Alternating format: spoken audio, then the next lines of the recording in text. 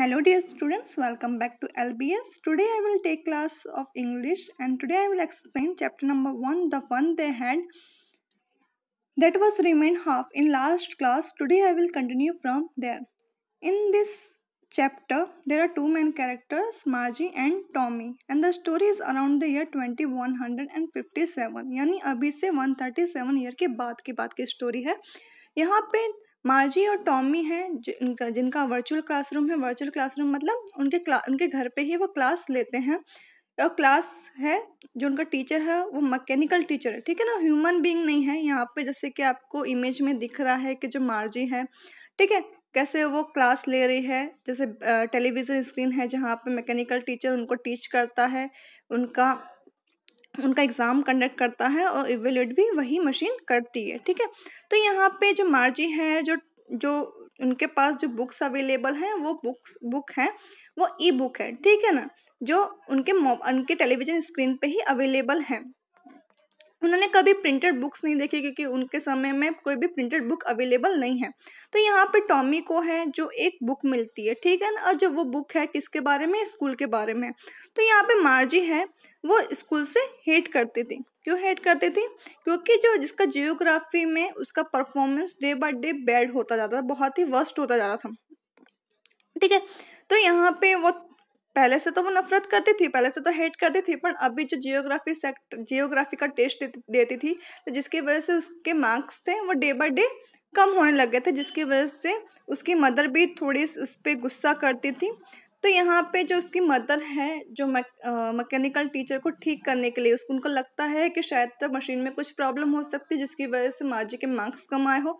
तो इसकी वजह से वो काउंटी इंस्पेक्टर को बुलाती है। काउंटी इंस्पेक्टर वो है जो मशीन को ठीक करता है, ठीक है। यहाँ तक हम लोगों ने लास्ट क्लास में बात की थी। Now paragraph number 4। He was a round little man with a red face and whole box of tools with dials and wires। अब यहाँ पे बात की गई है काउंटी इंस्पेक्टर की। अब काउंटी इंस्पेक्टर का लुक बताया गया है कि छोटा सा मोटा सा एक पर्सन है, round little man with red face, और उसके पास सब टूल्स अवेलेबल है, डायल्स एंड वायर्स सब अवेलेबल है मशीन को ठीक करने के लिए। He smiled at Margie and gave her an apple। अब यहाँ पे जो काउंटी इंस्पेक्टर है वो मार्जी की तरफ स्माइल करता है, उसको एप्पल देता है। Then took the teacher apart. अब यहाँ पे वो मैकेनिकल टीचर को रिपेयर करना स्टार्ट कर देता है। Margie had hoped he wouldn't know how to put it together again but he knew how all right, and after an hour or so there it was again large and black and ugly with a big screen on which all the lessons were shown and the questions were asked। अब यहाँ पे मार्जी है वो hope करती, वो सोचती है कि शायद तक कि जो काउंटी इंस्पेक्टर है उनको नहीं पता है कि इसको कैसे रिपेयर करना है, बट जो काउंटी इंस्पेक्टर है उसको सब कुछ पता होता है। आफ्टर एन आवर क्या होता है, वो उसको रिपेयर कर देता है। फिर से वही लार्ज ब्लैक अगली से बड़ी सी स्क्रीन है जिसमें लेसन शो होने लगते हैं और क्वेश्चन भी आने लगते हैं। That wasn't so bad. अब यहाँ पे मार्जी बोलती इससे बुरा क्या हो सकता है, क्योंकि मार्जी तो हेट करती थी स्कूल से, वो चाहती नहीं थी कि जो इसके जो मैकेनिकल टीचर है वो ठीक हो जाए, ठीक है। The part Margie hated most was the slot where she had to put homework and test paper. अब यहाँ पे मार्जी है उसको पसंद नहीं था क्योंकि वो जो स्लॉट में है उसको होमवर्क डालना पड़ता था, टेस्ट पेपर देने पड़ते थे। She always had to write them out in punch code they made her learn when she was 6 years old and the mechanical teacher calculate the marks in no time। अब यहाँ पे जो उसको homework था वो पंच कोड में देना पड़ता है, यानी यहाँ पे जैसे कि आप MCQ में टिक करते हो, शायद उस तरह से किसी कोड की बात की गई जहाँ पे उसको होमवर्क को पंच कोड में देना पड़ता था, जो उसने 6 ईयर ओल्ड थी तभी से उसने सीख लिया था, ठीक है। तो यहाँ पे जैसे ही वो होमवर्क डालती थी, टेस्ट पेपर देती थी, और वो क्या होता था, मैकेनिकल टीचर थोड़े ही समय में कैलकुलेट कर लेता था उसके मार्क्स को, क्योंकि मशीन थी, मशीन तो वैसे भी फास्ट होती है, ठीक है। Now paragraph number 5। The inspector had smiled after he finished and patted Margie's head. जैसे ही जो काउंटी इंस्पेक्टर ने मशीन रिपेयर कर दिया वो उसकी तरफ देख के स्माइल करता है और फिर से मार्जी के हेड को पेट करता है। He said to her mother it is not the little girl's fault Mrs Jones. अब यहाँ पे काउंटी इंस्पेक्टर है मिसेस जॉन्स, जो टॉमी और मार्जी की मदर है, उनको बोलता है कि ये लिटिल गर्ल का फॉल्ट नहीं है, यानी ये मार्जी का कोई भी फॉल्ट नहीं है, मार्जी की कोई भी गलती नहीं। I think the geography sector was geared too little too quick. वो बोलता है कि शायद तक जियोग्राफी सेक्टर है वो कुछ ज़्यादा ही फास्ट हो गया था, ठीक है, जिसकी वजह से मार्जी के मार्क्स सही अच्छे नहीं आते थे। Those thing happen sometimes, I have slow it up to an average 10 years level. अब यहाँ पे जो काउंटी इंस्पेक्टर बोलता है कि कभी कभार ऐसा हो जाता है, अब मैंने उसको सही से रिपेयर कर दिया है कि उसकी स्पीड है वो 10 years बच्चे के हिसाब से कर दी है। Actually the overall pattern of her progress is quite satisfactory. वो जो काउंटी इंस्पेक्टर बोलता है कि मार्जी का जो प्रोग्रेस है वो सेटिस्फैक्टरी है। एंड ही पेटेड मार्जीज हेड अगेन, और फिर से मार्जी के हेड को पैट करता है। मार्जी वॉज डिसअपॉइंटेड, मार्जी थोड़ा सा डिसअपॉइंटेड हो जाती है। क्यों? क्योंकि वो चाहती नहीं है कि जो उसका जो मैकेनिकल टीचर है वो रिपेयर हो जाए, बट वो काउंटी इंस्पेक्टर है वो उसको रिपेयर कर देता है, तो वो थोड़ा सा डिसअपॉइंट हो जाती है। She had been hoping they would take the teacher away altogether. तो यहाँ पे मार्जी सोचती है कि शायद तक काउंटी इंस्पेक्टर है वो मैकेनिकल टीचर को अपने साथ ले जाएंगे। They had once taken Tommy's teacher away for nearly a month before because the history sector had blanked out completely.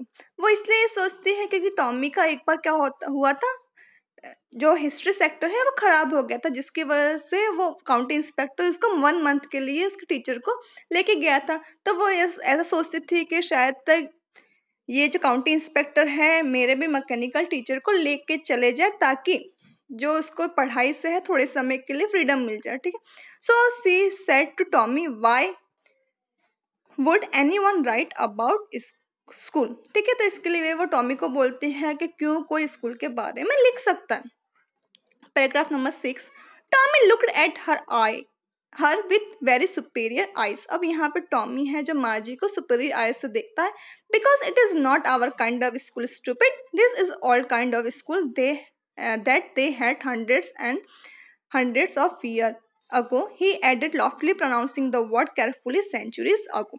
अब यहाँ पे टॉमी है जो मार्जी को बोलता है कि स्टूपिड, ये हमारे जैसे स्कूल नहीं है, ये स्कूल 100 years ago, ठीक है। यहाँ पे वर्ड भी यूज करता सेंचुरीज अगो, ठीक है, यानी 100 years पहले की स्कूल की बात की गई है इस बुक में।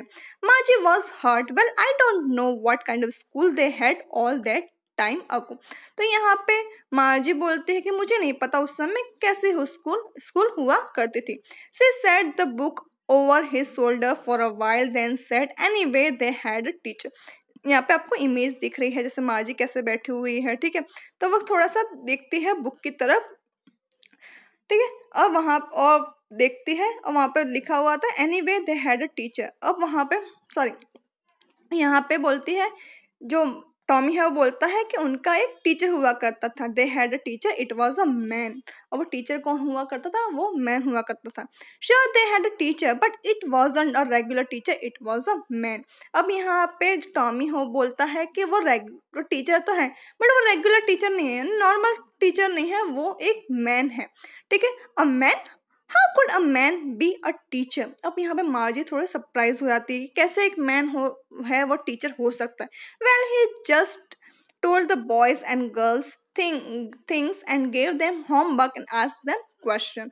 अब यहाँ पे टॉमी है वो बोलता है कि शायद तक ऐसा भी हो सकता है कि वो जो टीचर है वो गर्ल और बॉय को होमवर्क देता होगा, उनसे क्वेश्चन राइज करता होगा। Paragraph number 7, a man isn't smart enough. अब यहाँ मार्जी बोलती है कैसे एक मैन इतना स्मार्ट हो सकता है। Sure he is, my father knows as much as my teacher. अब यहाँ पे जो टॉमी है बोलता है हो सकता है, क्यों नहीं हो सकता, क्योंकि मेरे फादर हैं वो मेरे टीचर जितने ही तो स्मार्ट हैं।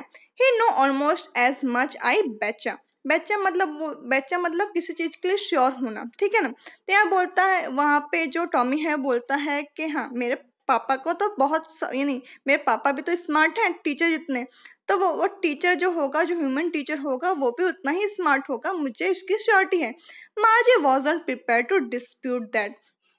She said, I wouldn't want a strange man in my house to teach me. अब यहाँ पे मार्जी है वो जो डिस्प्यूट नहीं करना चाहती, झगड़ा नहीं करना चाहती है किससे, टॉमी से। तो वो बोलती है कि मैं तो अलाउ नहीं करूँगी, यानी मैं तो किसी भी स्ट्रेंज पर्सन को मेरे घर पे अलाउ नहीं करूँगी मुझे टीच करने के लिए। Tommy screamed with laughter. Tommy है वो बहुत जोर से हंसने लगता है। You don't know much मार्जी। तो यहाँ पे जो टॉमी है वो अपनी सिस्टर मार्जी से बोलता है कि तुम्हें कुछ नहीं पता है मार्जी, क्योंकि मार्जी तो टॉमी से छोटी थी ना।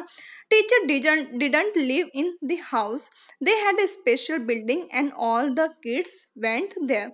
और यहाँ पे टॉमी है वो मार्जी को बोलता है कि वो जो टीचर है वो घर पे नहीं रहते थे, उनकी एक अलग सी बिल्डिंग थी जहाँ पे जो स्टूडेंट्स हैं वहाँ पे जाया करते थे, किड्स हैं वहाँ पे जाया करते थे। And all the kids learn the same things.